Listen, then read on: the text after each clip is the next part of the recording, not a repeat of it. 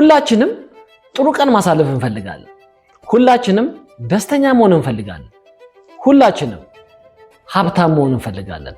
ሁላችንም ጤነኛ መሆን እንፈልጋለን። ፍላጎታችን በጣም ብዙ ነው። ግን እነዛን ፍላጎቶች ወይም ደግሞ እነዛን ጊዜያት ለማሳለፍ ምን እየሰራን ነው?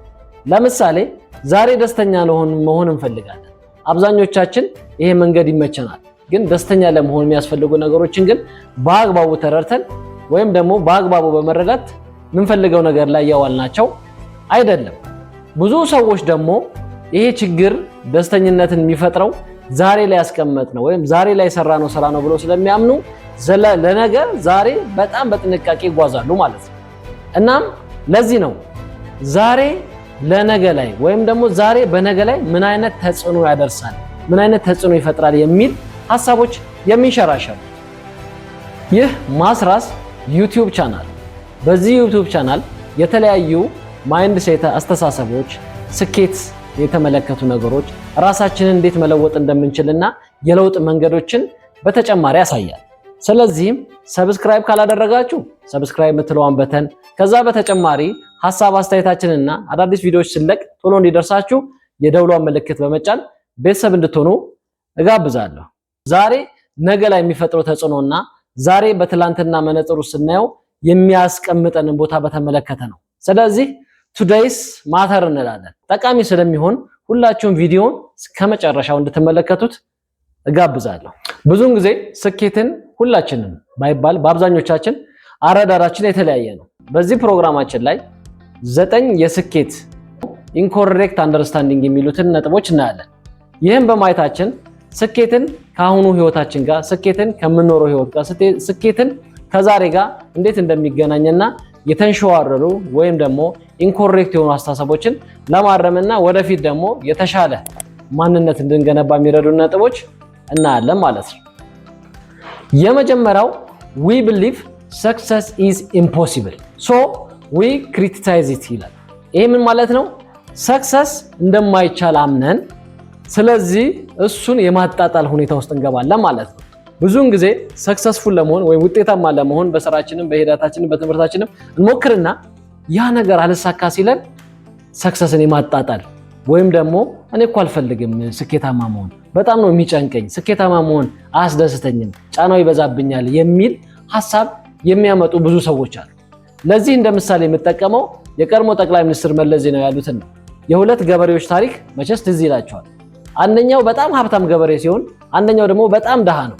ስለዚህ ሀብታሙ በጣም በትልቁ ብዙ ከብቶች ያሉት ሰው ሲሆን ደሃው ደግሞ በሚያፈስ ቤት ሆኖ ለዛው በአንድ ሳይድ ሆኖ ሀብታሙ ከብቶቹን ሲያስገባ በዝናብ ያወል እና በዝናብ በጣም እየተደበደበ እነዛን ከብቶች ሲያስገባ ደሃው በቀዳዳ በኩል አጮልቆ ያዋል እና በልቡ ምን አለ? እንኳንም ሀብታም ያልሆንኩኝ እንኳንም ከብት ያልኖረኝ አለ። ምክንያቱም በዝናብ ላለመደብደብ ብሎ ይሄ ክሪቲሳይዝ ያደርጋል ማለት ነው። ሰክሰስን ክሪቲሳይዝ የማድረግ አመለካከት ነውና ይሄንን ማስተካከል ይኖርብናል ማለት ነው። ሁለተኛው ደግሞ we believe that success is mysterious so we search for it ነው። ይሄ ምን ማለት ነው? ሰክሰስ ሚስጥሪካል ኮድ ያለው ይመስላል ብዙዎቻችን። ለውጥ ወይም መሳካት ወይም ደግሞ ባለን ነገር ላይ ከፍ የማደግ ደረጃ የመድረስ ላይ ስናስበው ምን ይመስላል? የሆነ ሚስጥር ኮድ ፎርሙላ ያለው ይመስላል እና ቁልፍ ያለው ይመስላል። እሱን ስንፈልግ ወይም ደግሞ እሱን ስንዋዝን እንኖራለን ማለት ነው። እናም ይሄኛው አንደኛው የሳሳተ የሰክሰስ ወይም ደግሞ የስኬት አረዳድ ነው። ሶስተኛው ነጥብ ደግሞ we believe that success is luck so we hope for it። እናም ላክ ይመስለናል ወይም ደግሞ ውጤታማነት እድል ይመስለናል ወይም ደግሞ ላክ ይመስለናል እና ያንን ላክ ተስፋ እናደርጋለን። አንዳንድ ጊዜ ሰምታችሁ ከሆነ at the right time in the right place የሚባል ነገር አለ። በትክክለኛው ሰዓት ትክክለኛ ቦታው ላይ ተገኘው የሚባለው አባባል አለ አይደል? ብዙ ጊዜ እንጠቀምበታለንና ወይም ሰዎች ሲሉ ሰምታችኋል። እናም እንደዚህ አይነት ሐሳብ ያላቸው ሰዎች ሰክሰስን እንደ ላክ ወይም ደግሞ እንደ ድል ይቆጥሩትና ሚስ ኢንፎርሜሽን ወይ ደግሞ ኢንኮሬክት አረዳድ ይኖራቸዋል ማለት ነው። አራተኛው ነጥባችን ደግሞ we believe that success is productive so we work for it። ብዙ ጊዜ ስኬት በስራ ብቻ ይመስለናል። ማለት በጣም ስለሰራን በጣም ስለጠዋት ወተን ለሊት ስለገባንና በጣም ስለደከምን ይመስለናል። ግን ይሄም የተሳሳተ አረዳድ። ጆን ሲ ማክስዌል አንድ የገጠመውን ነገር አጋርቷል። ይሄኛው ምንድነው? እያንዳንዱ ነገር ሲገጥመው እሱ ያው ፖስት ይጽፋል፣ መጽሐፎቹ ብዙ ስላሉ እዛ ነገር ላይ ይጽፋል። እና እዚህ መጽሐፍ ላይ ጽፈው ምንድነው አንድ ፋብሪካ ላይ ገባሁኝ አለ እና 57 ሩል ኦፍ ሰክሰስ ይላል። የስኬት 57 ነጥቦች ይልና ከታች ነምበር 1 ይልና ዲሊቨር ዘ ጉድስ ይላል። ወይም ደግሞ እቃውን ማድረስ ወይም ደግሞ እቃውን ሰርቶ መጨረስ ነገር የሚል መልእክት ያለው ማለት ነው። ሁለተኛው ነጥብ ላይ ደግሞ ምን ይላል? the other 56 doesn't matter ሌሎቹ 56 ነጥቦች ምንም ጥቅም የላቸውም ነገር የሚል ማለት ነው። ሶ ብዙ ነገር ብንለፋ ብንወጣ ብንወርድ ምን ብንል ሰክሰስን ለማግኘት ስለሰራን ብቻ ሳይሆን ሌሎች አጋዥ ነጥቦች ሌሎች ነገሮች ስላሉት አንድ ላይ የሚካተት ነው ማለት ነው። ሶ ይሄኛውም ደግሞ አንደኛ ሰክሰስን በኢንኮሬክት ወይ እንድንረዳ ያደርገናል። አምስተኛ ነጥባችን ደግሞ we believe that success is an opportunity ይሄ ብዙዎቻችን ላይ ያለ ችግር ነው። እንደ አጋጣሚ ወይም ደግሞ አጋጣሚውን ለመጠቀም የምንቸኩል ሰዎች ብዙዎቻችን በአጋጣሚ ውስጥ ስለምናልፍ በአጋጣሚ ማግኘት እንፈልጋለን። ለምሳሌ just like ሎተሪ ማለት እንደ ሎተሪ ዕጣ ማለት ነው። እና success is an opportunity we believe that success is an opportunity so we wait for it እንጠብቀዋለን። የሆነ አጋጣሚ እስኪመጣ ብለን ቁጭ ብለን እንጠብቃለን። ምን አይነት ሐሳቦች ይመጣሉ? እንዲህ ባገኝ ኖሮ፣ ቤት ቢኖረኝ ኖሮ፣ መኪና ቢኖረኝ ኖሮ፣ ወይም ደግሞ የሆነ ስታርታፕ ካፒታል ትንሽ ቢኖረኝ ኖሮ ይሄን ጀምር ነበር፣ የታክሲ ቢኖረኝ ከዚህ ዛይር ነበር። በቃ እያንዳንዱ ነገር አለ አይደለ? የምንፈልጋቸው ነገሮች ኢፍ በሚል የሴንቴንስ መጀመሪያ ስር በመክተት ቢኖር እያልን ቢሆነኝ ወይም ደግሞ ቢኖረኝ እያልን የምናሰባቸው ኦፖርቹኒቲዎችን ዌት ማድረግ ነው። ለዚህ ምሳሌ የሚሆነው አንዳንድ ሰው if I have got a promotion ይላል። ባድግ ኖሮ ወይም ደግሞ በመስሪያ ቤት ፕሮሞሽን ባደረግ ይሄን አደረግ ነበር እንደሚለው ማለት ነው። if I have a startup money ወይም ደግሞ እኔ ትንሽዬ የስታርታፕ መኒ ወይም ደግሞ የመነሻ ገንዘብ ባገኝ ኖሮ ይሄን አደርጋለሁ የሚል ነገር አለና ብዙዎቻችን ኦፖርቹኒቲስት ነን እና ኦፖርቹኒቲ እንጠብቃለን ማለት ነው። ስድስተኛው ነጥባችን ደግሞ we believe that success come from leverage so we power for it ይሄ ምንድነው? ብዙውን ጊዜ ውጤታማነት ከፓወር ጋር ወይም ከስልጣን ጋር ወይም ደግሞ ካለን ስታተስ ጋር የሚሄድ ስለሚመስለን ምን እናደርጋለን? ፓወራችንን እንደ ሰክሰስ ቱል ልንጠቀመው እንችላለን እና ይሄ ደግሞ በጣም ማስኬር ነገር ነው። ብዙ ምሳሌዎች መጥቀስ ይቻላል ከዚህ ጋር በተያያዘ ትልልቅ የዓለም መሪዎች፣ ትልልቅ ነጋዴዎች፣ ትልልቅ እውቅና ያላቸው ሰዎች በማይሆን መልኩ ሲወርዱና ካሉበት ስታተስ ሲወርዱና ሲዋረዱ የሚያሳይ ብዙ መረጃዎች አሉ በአለም ላይ። ስለዚህ ፓወርም የሰክሰስ ወይም ደግሞ ሰክሰሳችንን ቢገኝ እንኳን የማቆየት መንገድ ስለማይሆን ይሄኛውም ደግሞ ሰክሰስ በፓወር ብቻ እንደማይገኝ ማሳያ ነው ማለት ነው።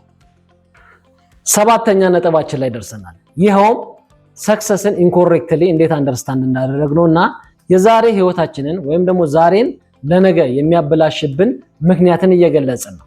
ሰባተኛው ምክንያት ደግሞ we believe that success is a ኔትወርክ ማድረጋችን ሰክሰስ ይሰጠናል ወይም ደግሞ ሰክሰስፉል ያደርገናል ብለን እናምናለን እና ኔትወርክ so we network for it ኔትወርክ ይመስልናል ወይም ደግሞ ውጤታማ ለመሆን ከሰዎች ጋር ወይ ደግሞ ከምናቃቸው ባለሀብት ጋር ሊሆን ይችላል ወይም ከነጋዴዎች ጋር ወይ ደግሞ ያን ነገር ይለውጡልናል ብለን ከምናምናቸው ሰዎች ጋር ኔትወርክ ማድረግ ነው ብለን እናምናለን። ግን አንዳንድ ጊዜ ደግሞ ኔትወርክ ለማድረግ ራሱ እኛ ምን ሰጠው ነገር ሊኖር ይገባል። ገብታችኋል? ጊቭ ኤንድ ቴክ አይደለ ጨዋታው። ስለዚህ እኛ ጋር የሆነ ነገር ከሌለ ኔትወርክ የምናደርጋቸውም ሰዎች እኛን በአብዛኛው ሊጠቅሙን አይችሉም። ይሄ እኔ ራሱ ካሳለፍኩት ህይወት በድርጅትም በተለያዩ ሁኔታዎችም ካሳለፍኳቸው ነገሮች አንፃር ነው ምነግራችሁና አንተ የምትሰጠው ነገር ከሌለ ወይ አንቺ የምትሰጪው ነገር ከሌለ ያ ኔትወርክ የምናደርገው ሰው ዝም ብሎ ስልክና ስም ከመቀያየር ውጪ ምንም ትሩፋት ነገር አይኖረው። ስለዚህ እኛም ልንሰጥ የምንችለው ነገር ማዘጋጀት መቻል አለብን እና ብቻውን ኔትወርክ ሰክሰስ ሊያመጣልን አይችልም። ስምንተኛ ነጥባችን ደግሞ we believe that success comes from recognition ይመስላልና we strive for it ሪኮግኒሽን ወይም ደግሞ ከፍታን የማግኘት እውቅናን የማግኘት ስለሚመስለን እሱ ነገር ላይ ከሰራን ሰክሰስፉል እንሆናለን ብለን እናምናለን። ይህም የተሳሳተ የውጤታማነት አካሄድ ነውና ይሄንን ማስተካከል ይገባናል። በብዙ ነጥቦች ይሄን መግለጽ ይቻላል። ከአንድ ጀምረን 8 ነጥቦችን አይተናል። ሰክሰስፉል ወይም ደግሞ ሰክሰስን የምንረዳበት መንገድ የተሳሳተ መሆኑን የሚያሳዩ 8 ነጥቦች። 9ኛው ደግሞ እና የመጨረሻው ደግሞ we believe that success is an event ሰክሰስ በሆነ ኢቨንት ምንፈጥረው ይመስላል እና እሱኛው ደግሞ ኢቨንት ባበዛን ቁጥር ወይም ደግሞ ፕሮግራሞች ባበዛን ቁጥር ሰክሰስን የመረዳት ሐሳባችን በጣም የጠበበና ሰክሰስ ላይ የመሆን ወይ ሰክሰስፉል የመሆን ሐሳባችንን ውጤታማነትን የሚያጠራጥር ይሆናል እና ሰክሰስ በኢቨንትም ሚስተካከል ወይም ደግሞ በኢቨንት ይመጣል ብሎ ማሰብ ራሱ በጣም የዋህነት ነው። በአጠቃላይ እስካሁን የገለጽናቸው 9 ነጥቦቻችን ምንድናቸው? ሰክሰስን ኢንኮሬክትሊ እንዴት ተረድተን ዛሬን እንደሚያበላሽብን፣ ዛሬ ያልተከልነው ችግኝ ወይም ዛሬ ያልዘራነው ዘር ነገ በቅሎ ወይ ጥላ ወይ ፍሬ እንደማይሆነን የሚያሳዩ ነጥቦች ናቸው። እናም ይህን ብታውቁ ኖሮ ሁሉ ነገር ስኬታማ ይሆን ነበር የሚለው የዛሬ የዩቲዩብ ትምህርት ብዙ ነገር እንዳስጨበጣችሁ እረዳለሁ።